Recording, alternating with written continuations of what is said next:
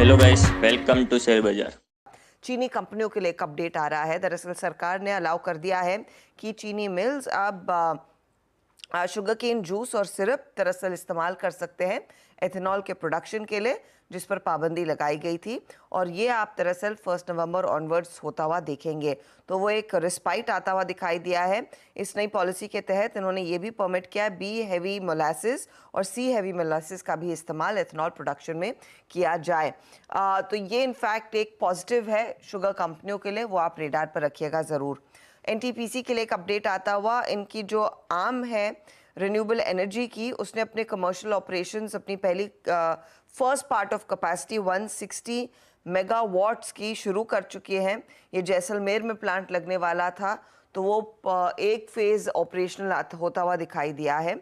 RVNL के हाथ कुछ ऑर्डर्स लगे हैं। इन्होंने इनफैक्ट एक एमओयू साइन कर रहे हैं पटेल इंजीनियरिंग के साथ। हाइड्रो और दूसरे इंफ्रा प्रोजेक्ट्स भारत और कुछ विदेशी डेस्टिनेशंस पर भी ये प्रोजेक्ट्स पर दरअसल दोनों एंटिटीज मिलकर काम करेंगी। आप रेडार पर रखेंगे स्पाइस जेट को। स्पाइस जेट को लेकर जो आप लोग अपडेट भी हेडलाइन में मेंशन कर रहे थे कि डीजीसीए ने इस कंपनी को दरअसल एनहांस्ड सर्वेलेंस में डाल दिया है। 150 कैबिन क्रू मेंबर्स को 3 महीने तक फॉलो पर रखा गया, वो एक नेगेटिव है। और लार्जली कई सारी शाम की इनकी फ्लाइट्स कैंसिल हो जाती है, तो उस लिहाज से भी डीजीसीए थोड़ा सा कड़ा रुख अपना सकता है कंपनी के खिलाफ, तो वो आप रेडार पर रखिएगा। जीएसटी डिमांड नोटिस का सिलसिला जारी है।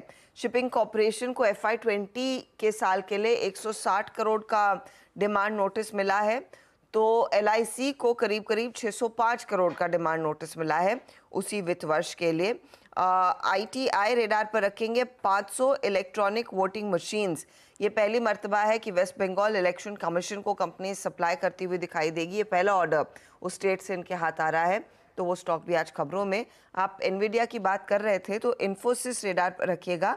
एक जल्द ही ये इंट्रोड्यूस करने वाले हैं high performance generative AI powered telecom solution based on Nvidia NIMS.